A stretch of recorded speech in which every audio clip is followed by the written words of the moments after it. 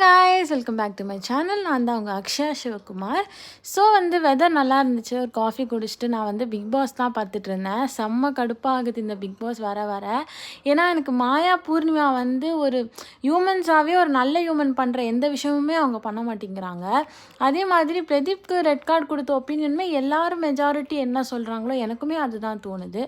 So இதை பார்த்து எனக்கு மைண்ட் ஃப்ரஸ்ட்ரேஷன் தான் ஆகுது. ஆனாலும் பார்க்காம இருக்க முடியல. சரி, அதெல்லாம் முடிச்சுட்டு அதுக்கப்புறம் குலோப் ஜாமுன் செஞ்சுக்கிட்டு இருந்தேன். ஸோ இது நாங்கள் எப்படி செய்வோம் அப்படின்னா, அந்த பால் கோவா மைதாலாம் போட்டு பேசிக்காக எப்படி செய்வோமோ அது மாதிரி தான் செய்வோம். எம்டிஆர் மிக்ஸில் எனக்கு வரைக்கும் செஞ்சதில்லை, எப்படி வரும்னு எனக்கு தெரியல. ஆனால் எங்கள் அம்மா தான் இதை செஞ்சாங்க.